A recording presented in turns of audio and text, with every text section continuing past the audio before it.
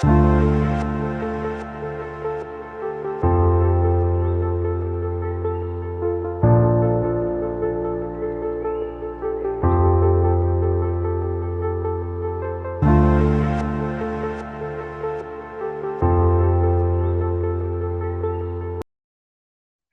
everyone. My name is Maria Clara Alves, founder of the Look at Me Pro Academy and IBS International Business School on the island of São Tomé and Príncipe in Switzerland and online globally. Welcome to the 6th edition of IBS Unithink Tank Africa, this time in English.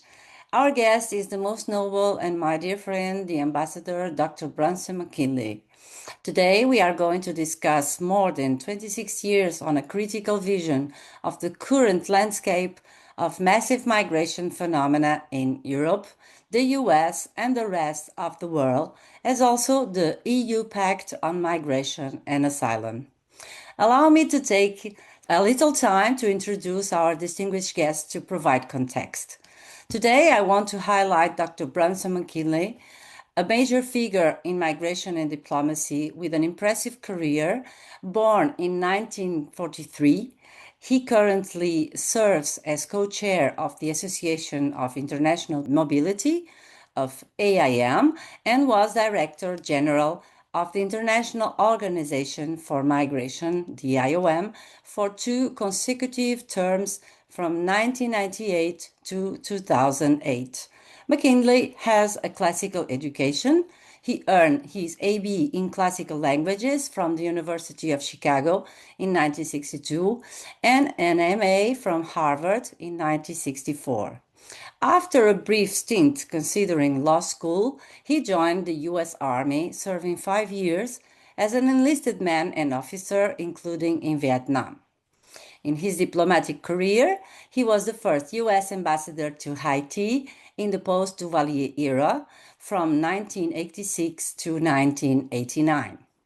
A specialist in refugee and migration issues, he managed budgets over $700 million annually at the State Department, handled crises like 1994 Haitian and Cuban boat people exodus, and coordinated humanitarian efforts in Bosnia following the Dayton Peace Agreement. His overseas postings include Rome, Beijing, Da Nang, London, Berlin, and Port-au-Prince. He speaks French, German, Vietnamese, Italian, and Chinese.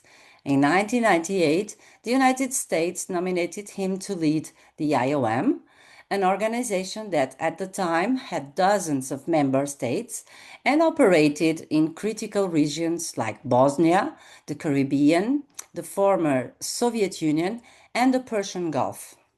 And the best part, Dr. McKinley, he's a resident expert speaker at Apéro Géopolitique Genève, an initiative I have the pleasure of collaborating on with him and other colleagues. Dr. McKinley has a visionary leader who revolutionized global migration policy by combining military rigor, classical learning, and compassionate diplomacy. He turned it on from a logical challenge into a core issue of human dignity and global governance. Today, amid millions of displaced people, and his example reminds us that effective solutions demand strategy, adaptability, and true empathy. At the heart, migration is about protecting human dignity. McKinley is truly an essential voice in migration and geopolitics. Wow. Hi, Dr. Brunson. How are you? Nice to see you. Hello, Maria Clara.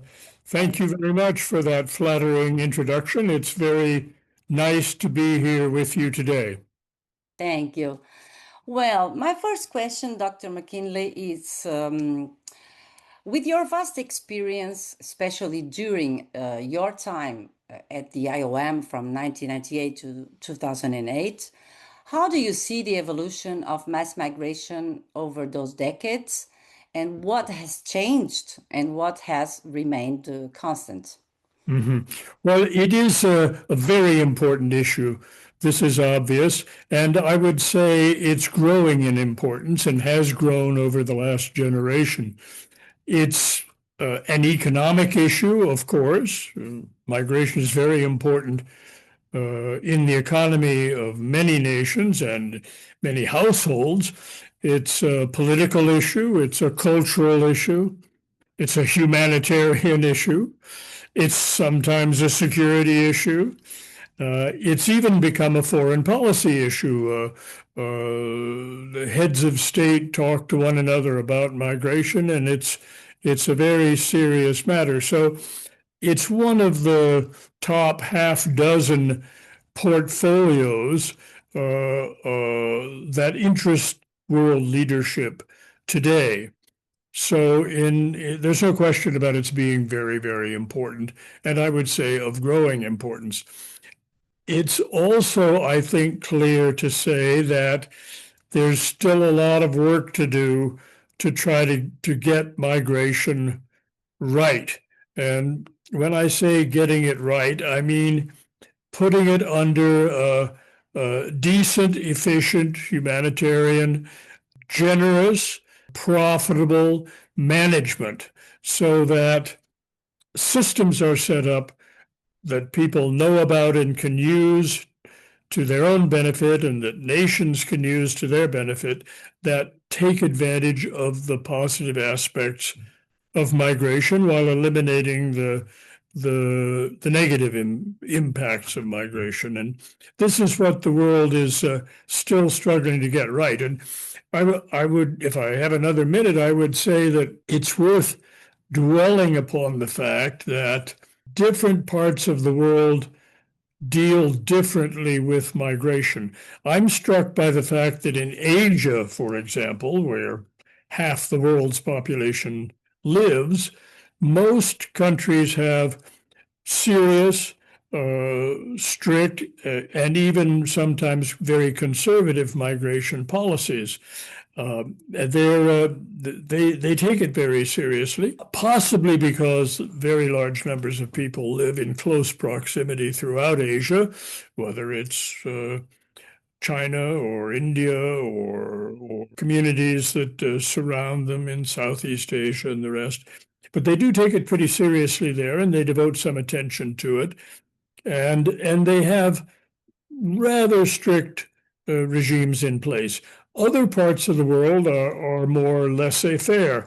In Africa, in South and Central America, people move fairly freely without too many impediments throughout the whole geographic area.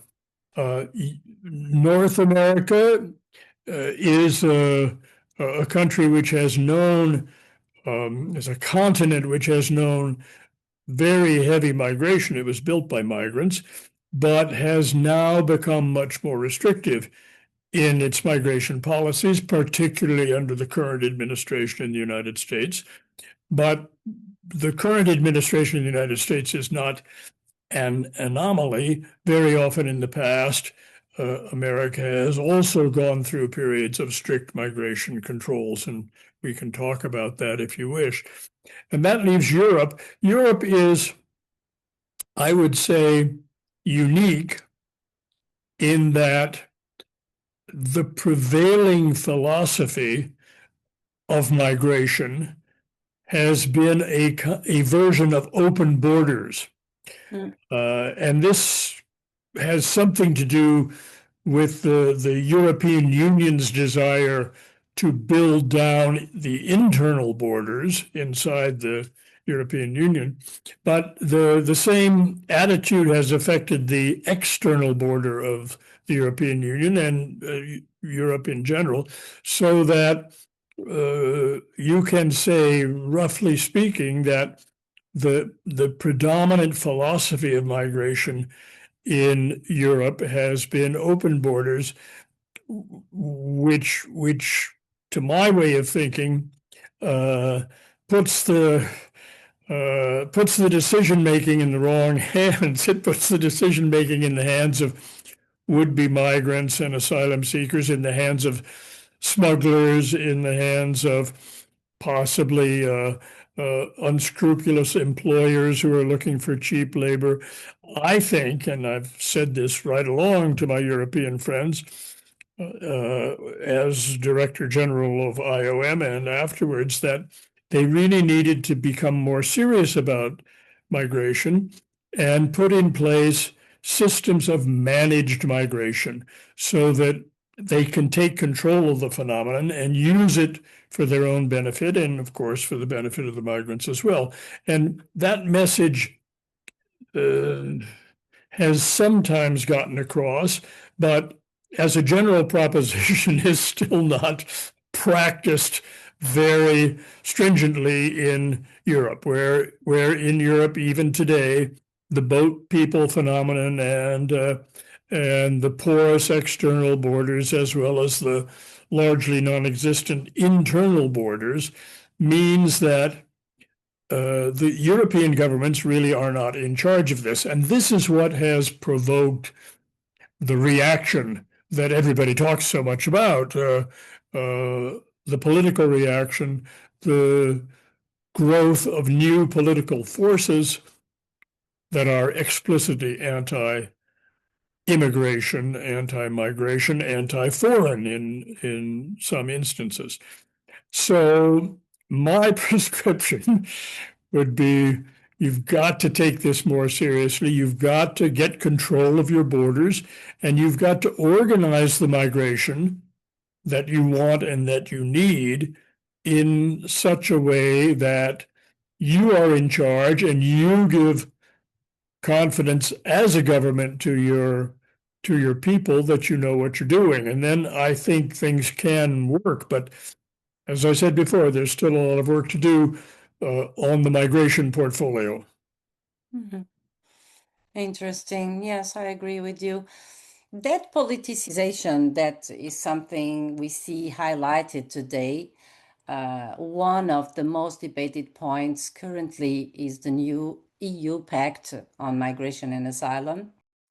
From your perspective, does this pact, which promises greater burden sharing, represent a sustainable evolution, or does it risk fracturing the Schengen area and perhaps eroding Europe's humanitarian legacy? That's a tough and pointed question. I would say that in an important sense, the EU approach and the approach of the European Commission has got things front to back. They, instead of attempting to enforce their borders and select their migration and manage the phenomenon, they let the waves sweep over them and then they try to share the pain. They try to distribute the burden that very often unwanted migration has caused to the nations of the European Union. And so they get in fights among themselves about who is required to take what percentage.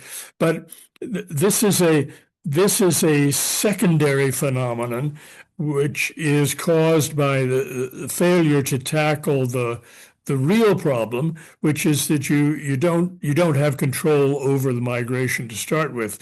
So all you can do is attempt to share the pain, to share the burden. And I do understand that looked at from Brussels, yes, it makes sense for the member states to have some solidarity on this question, but looked at from the point of view of those countries that have attempted to have a more serious migration policy. I mean, Denmark, Hungary, Italy tries, though its geography is against it. From the point of view of those countries, it looks as though they're being punished for having more rational policies. So I would say to the European Union, yes, all right, you have created a problem for yourself through open borders. And yes, you have to find some ways to manage this problem and to share the burden of the problem. But the real point of the whole exercise should be to create workable managed systems so that you are able to get the migration that you want and need and not the migration that is thrust upon you and that you can't do anything about. And here, of course, I think you have to address the question of migration versus asylum, Mm, because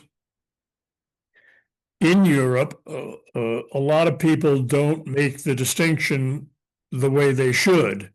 And many people who come for purely economic reasons, to find a job, to get away from poverty, are coached often by the smugglers, or don't have to be coached. They just analyze the system for themselves. They figure things out, and they know that the way to paralyze European law enforcement is to claim asylum, and mm, so they do.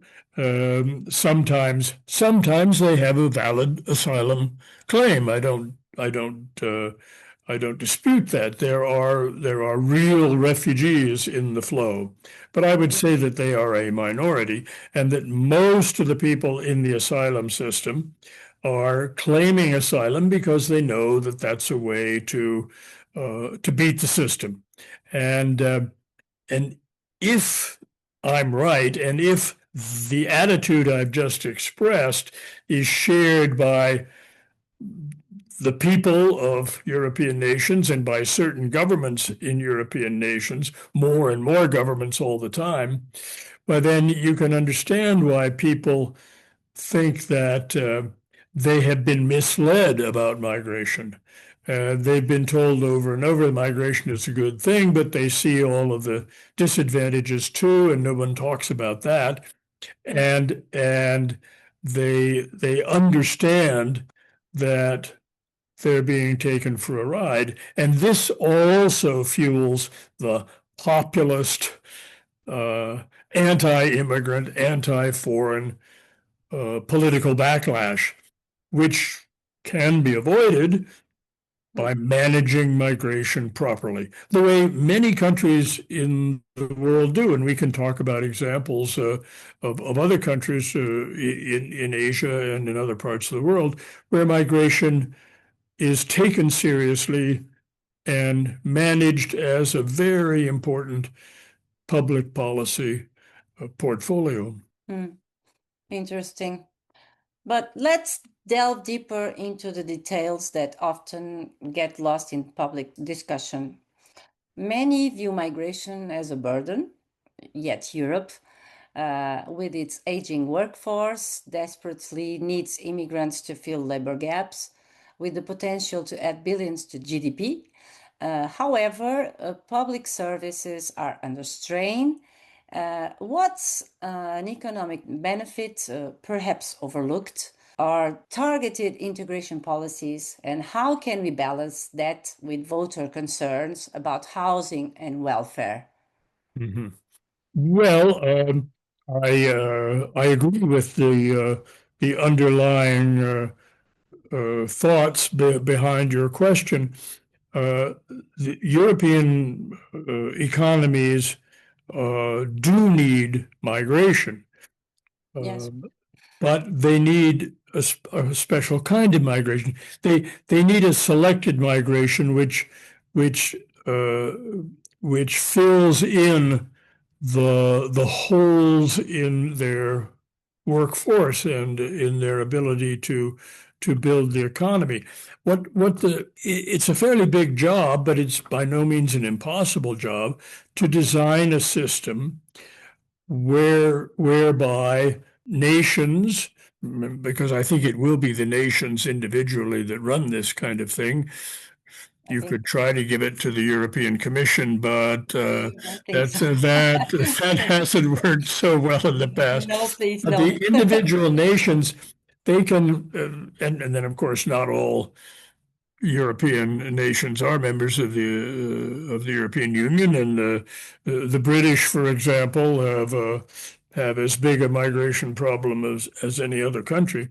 But it's up to those nations individually, which are the sovereign players, which make the laws, which employ the administrators, set up the institutions and the mechanisms. It's up to them to, in the first place, I think, identify the needs. What are the needs of the economy in terms of jobs? I think you can say, as a general thing, in most European countries, the health sector, for example, is one where there are now and have been for many years lots and lots of foreigners because the Europeans themselves have not gone in for doctoring and nursing and hospital administration and whatnot in a sufficient fashion to meet the demand for universal public health service. So you've all the governments have had to bring in foreign trained people to do the job, and that's okay, fine, let's do it. There, I think, is an example of an industry, the health industry, which behaves relatively rationally. You don't see a glut of doctors and nurses. You get more or less the number of doctors and nurses that each economy needs. Mm-hmm. But there are many other sectors where people, especially in unskilled labor, where people are just coming in without particular training and without any particular reason to think that there is a job waiting for them. And this means they add themselves to the unemployment rolls. As you suggested, the already heavily indebted governments of Europe find themselves having to pay for the welfare of more and more people who are not productive and who do not pay taxes into the system, which of course is one of the arguments for bringing foreigners in. You hear that they get a job, they pay taxes, they fund the retirement of the aging population. Well, okay, that's fine if it works, but it's not fine if it doesn't work. And in many, many countries, it doesn't work like that. So you're importing an additional burden. What you need to do is identify the opening and then have a system for recruiting against those openings. That is, advertising in foreign countries, possibly even training in foreign countries. That's not unknown. There are a fair number of European countries which operate training systems in especially in Africa to train people for professions and then bring them back to the European country that paid for or sponsored their education and get them a job. So it can be done. It is being done sector by sector. It needs to be done across the board. And then you have to find ways to make sure that the criteria that you set up in this system of international job market are properly enforced, and you have to close down the asylum loophole to the extent you can, so that when people come in, they come in because you've invited them in against an existing or hypothetical but quite likely employment opportunity. That's what you need to do, and then depending on your economy and your society and the politics of your nation, you can go in for more migration or less migration, or you can mix and match. You can get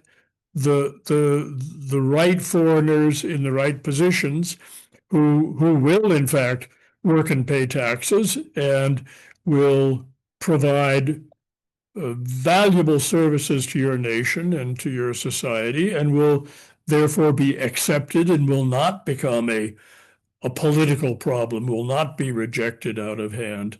So it can be done. It definitely can be done, but you have to approach it in that systematic, serious, business-like way. This is a way of managing a market. You manage a market in cars and in foodstuffs and in drugs and in everything else. You can manage a market in human services. You can manage a market in migration. And that's what you need to do.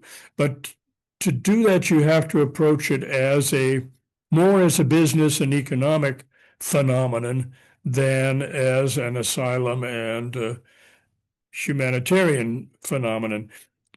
Because of course governments have a duty to assist people really in need, but I've always argued, and it is in fact the normal practice, that asylum should be given as close to the country people are leaving as possible. I mean, take the Syrians, for example. During the Assad period and the fighting and disruption and the terrible dilemma of Syria up until a little bit more than a year ago, many Syrians left. And most of them ended up in Turkey. That's where the largest single population was, in Yeah. Turkey. Mm.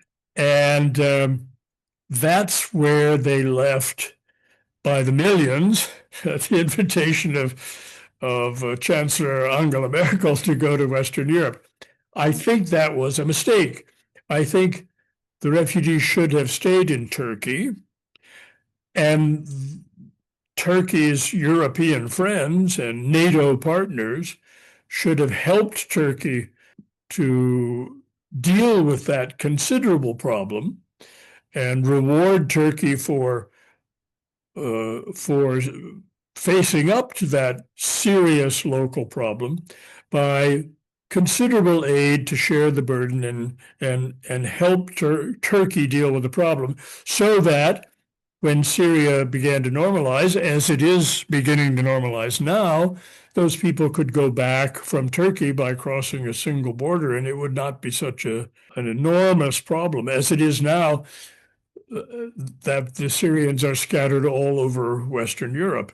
And, except for some kind of a program of detention and expulsion, it's hard to know how you can reverse that. So, in other words, the humanitarian problems have to be dealt with in special humanitarian ways, and not mingled illogically with the problem of migration as an international labor market. They're two different things, and they need to be kept separate, and they need to be dealt with properly in a humanitarian fashion, but they need to be dealt with in different ways and not combined in one huge unworkable mess. Yes, it's interesting your vision about everything because it's hard. It's hard to ignore the current political landscape. With far-right parties gaining ground in recent elections in Germany, France, Italy, how is anti-immigration rhetoric influencing mainstream policies, and what does this mean for the stability of the centrist governments in the coming years? Yes, well, of course, the question in a way answers itself. The party anti-immigrant, anti-foreign, anti-establishment, anti-elite parties have grown up and have seriously polarized the political spectrum. Uh, and some of this, of course, is the normal play of opinion in democracy, but a lot of it was created by the failure, at least this is my opinion, the failure of the governments and of the elites to properly manage the immigration question. They made a series of very serious mistakes, and or you can argue that in some cases they purposely brought in people that they knew should not be there for political reasons or for ideological reasons or for reasons that are against the national interest. And so you have a seriously polarized situation in Europe.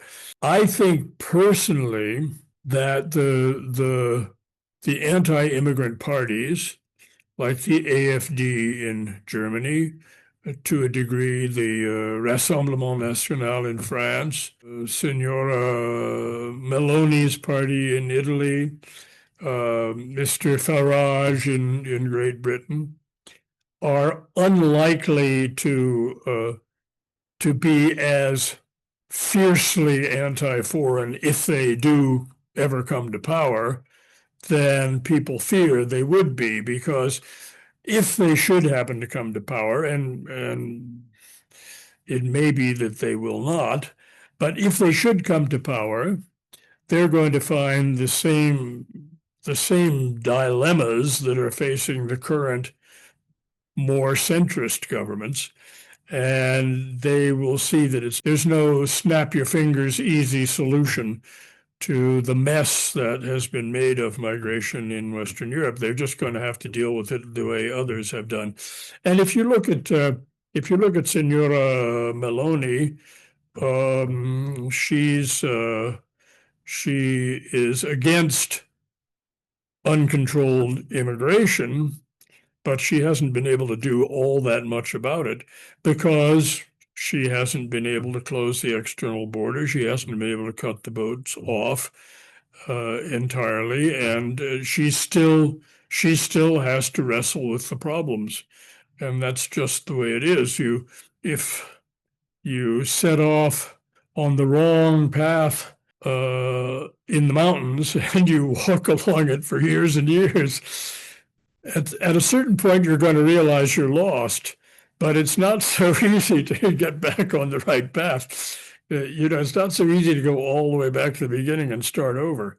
And so I think that in Europe, there is a very difficult polarization that is going to in part poison the political landscape for a long time without really solving the problems, and that's a shame. Or I guess what I'm saying is, if the centrist parties really want to do something about uh, resolving this question and making it come out right, they've got to take the steps themselves, and then the opposition will gradually go away because the center will have solved the problem. But if the center digs in denying the problem or engages in verbal civil war, then it's just going to get worse and worse. It won't get better. It's up to the centrists to face up to the problem they have in part caused and begin to do something about it. Yes, I agree. Looking at the macro scenario and the human consequences, we cannot ignore the deaths at sea and reports of abuse in detention centers, for example, such as those in Libya, which persists. Dr. McKinley, given your direct experience with humanitarian crisis, what's your perspective on the ethics of paying countries like Libya to curb these departures, and what immediate action could, for example, the EU take to prevent a new tragedy, minimizing the risks migrants face? This is another tough, pointed question. I think there's no easy way out. Um, Countries have tried working with transit countries in North Africa, Libya, but also Tunisia, Morocco. They have tried to enlist the help of those countries in slowing down migration. And one of the results is that migrants tend to pile up in those countries of transit where, to be sure, they are sometimes badly treated, no question about it. But my idea on all of this is that the migrants are not stupid. The migrants leave their homes in Africa. They put themselves in the hands of smugglers. They pay a lot of money Yes. to do that, sometimes money that they don't have. In other words, they put themselves and their families in debt because they think they've got a reasonable chance to get to Europe. And so they are incentivized to give it a try. They're fed up with their home country. They have a cousin in Europe. He's doing all right. He tells them it's better here and how to get here. And so they make the decision to come. They make the investment to come. They do it on their own or they do it through a smuggler. In any case, it's a hardship for them. It's a struggle. You have to admire some of these people for the effort they make. But Yes, indeed. as I said, they're not stupid. If at the end of the day they realize they're not going to get to Europe that way, then they're going to stop coming, and that's ultimately the answer to the problem of stranded migrants piling up in North African countries.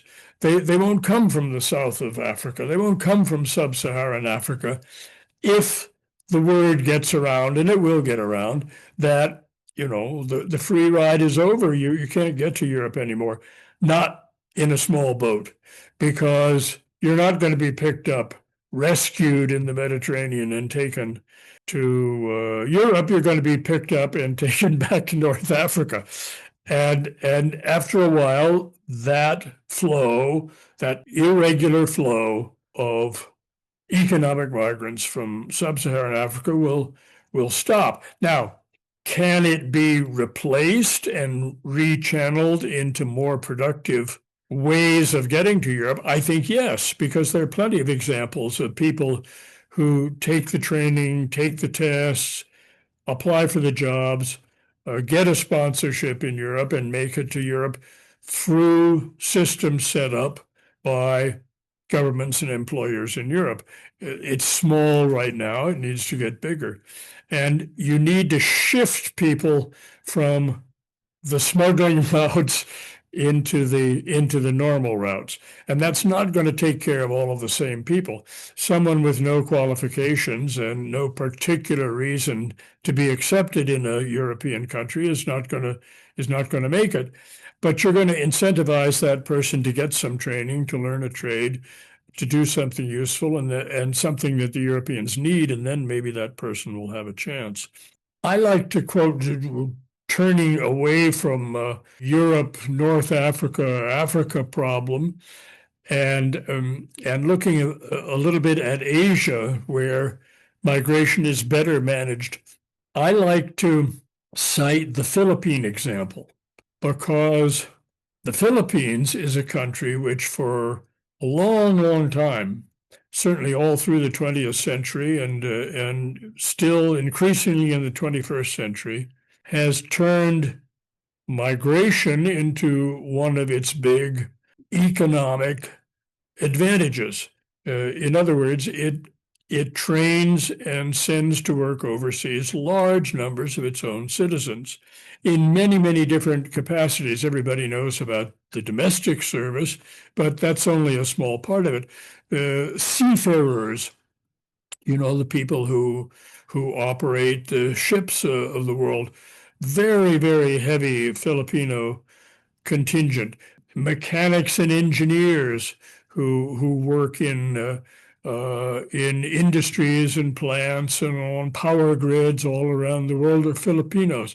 These are people who've had training and have been brought in to do the work because they're hardworking, reliable, and they know their stuff. And at the end of their time of work in the foreign countries, they tend to go home because they have relatives there. They've saved their money. They've built a house back home. So they work overseas. Their career is overseas or on a ship, or anyway, They make their money outside of the Philippines, but they bring it back to the Philippines at the end of their career. And they do a lot of good for the Philippine economy all along by sending back remittances to their families and by coming back with some money in their pockets to build a house, to start a business, to live in retirement in their home country. And this is something at IOM we used to call circular migration. Yes, you make a decision that you're going to have a working life outside your country, but you also know that at the end you're going to come back. You're still a Filipino. You're still what you started in your country of origin and what you want to be, what you're proud of being. So you come back to your friends and your family at the end of a successful overseas career. And that works very well for many, many, many people. And it's a system which could be copied and made to work many other places as well. This sort of circular migration where people go to work and fill job openings that can't otherwise be filled and fill them very, very well, thanks to the training that they have received. But then go back at the end to bring some of the benefits of their overseas experience to their country of origin. I'm a great admirer of the Philippine model, and I think it should be followed much more than it is. Very interesting. That's a crucial point. And if we look at the global context with the tightening deportation policies in the US and escalating conflicts in Syria and Ukraine, might see redirected migratory flows. So, if you were advising EU leaders, what single geopolitical strategy would be in the best position to this continent, the Europe, to transform these challenges in opportunities for renewal? Europeans have an enormous wealth of history and experience and wealth period. I mean, it's still a very rich part of the world where people live very well. And life is very good in Europe. I'm an American, but I've chosen to live in Europe. But you have to say that the Europeans have maybe made some fairly big errors of a geopolitical nature over the course of I don't know, the post-war period maybe, and since the fall of the Soviet Union. I think Europe should probably have not turned against Russia. I don't see the sense of that. Most Europeans, anyway, most European leaders express to me a grossly exaggerated fear of Russia as a potential enemy, as a threatening invader, as an existential threat to the existence of Europe. I don't actually believe that at all. I think the Europeans should have, right from the beginning, sought better relations with Russia. I think it's still not impossible, and some European countries are trying to do it already. But the biggest European countries are still in a very anti-Russian mood.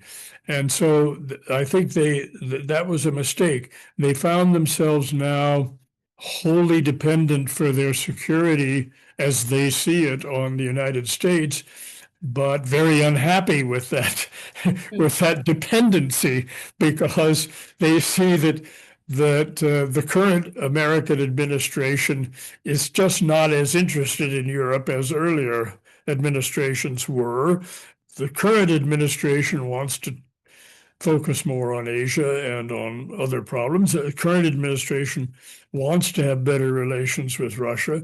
The current administration wants to get on with the business of governing the world in a multipolar context where the U.S. doesn't have the first and the last say on everything, but where it has to accommodate China, a growing power, and Russia, an existing power, and India, another important country. So I think the Europeans have got to get on board with multipolarity, and if they want to be one of the poles in multipolarity, well, they have to do it in a much more serious fashion than they have done so far. You know, our subject today is really migration. I think uncontrolled migration, open borders, poorly managed migration is hurting Europe. It is hurting Europe. It's maybe not hurting Europe as much as some, xenophobic spokespeople say it is, but it is hurting Europe.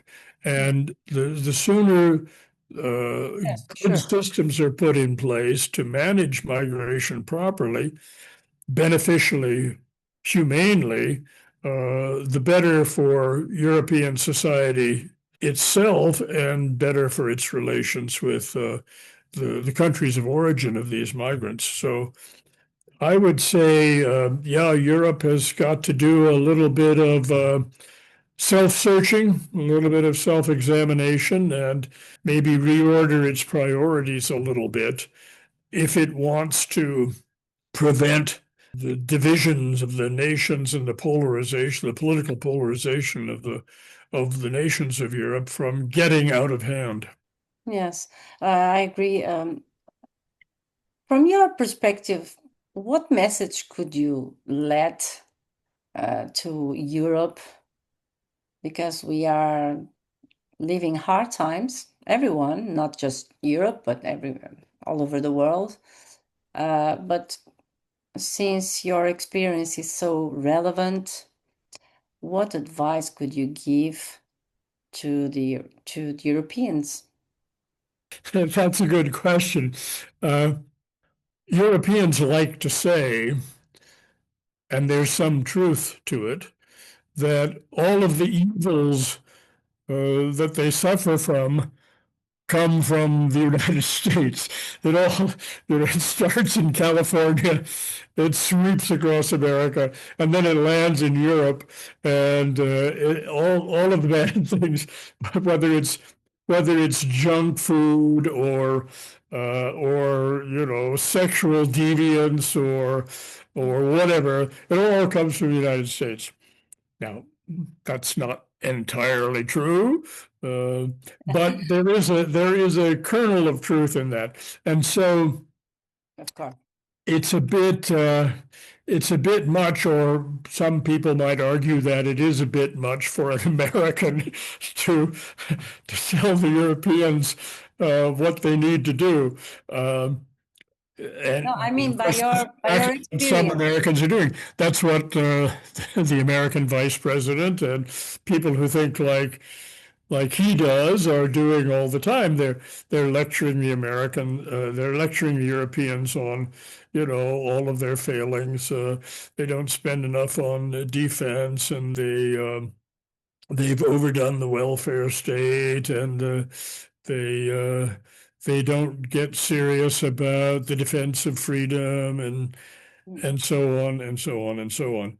I myself think that there's more than enough brain power in Europe, more than enough experience, more than enough good intention and big heartedness for Europeans to solve their own problems. But they need to get on with it. I mean, the first thing I think is to acknowledge that there are some problems, and to try to do. And this gets back to what I said before about the center being largely responsible for resolving the problem of unwanted immigration and the polarization it causes. Mm, Same thing right across the board. The European center has got to get serious about what its real problems are, and take some hard decisions geopolitical decisions, economic decisions, social decisions, educational decisions, Yes. uh, and uh, Yeah. and say to itself, look, we were great and we are great and we can continue to be great. So it's kind of a make Europe great again strategy. I hope so. Mega. Make Europe great again. That's what I think has to happen, but it has to happen by Europeans. The Americans have a special place in their hearts for Europeans. Most of them are of European origin going back. But the Europeans would be wrong to rely too much on the Americans. They're going to have to stand up and make some tough decisions and decide what's good for themselves and go about getting it. That's what has to happen. Europe has to stand up and look itself in the mirror. Thank you very much for sharing your knowledge and your vast experience with us today. It's been an honor for me. And thank you very much. And I hope to see you soon. I share your hopes and I thank you very sincerely for this opportunity to be on your podcast. Thank you, Dr. McKinley. Well, and you, our listeners and followers, thank you for being with us. We hope this conversation has offered new perspectives on one of the most pressing topics of our time. Keep tuning into our podcast for more in depth discussions. See you next time. From our part, we hope to see you at the next warm up and hot shot session podcast with new guests. Don't forget to subscribe and support our IBS Think Tank Africa. The link is visible below and in the descriptions. You will thus be contributing to our research and development work in order to help, for example, to raise scholarship for students with problems outside of Europe. Find out more about higher education in our website. The enrollments for European bachelor's and master degrees is opening non-stop for January in September 2026. We have exciting news for next academic season and contact us by email or chat. We wish you a happy Christmas and a happy New Year. Bye.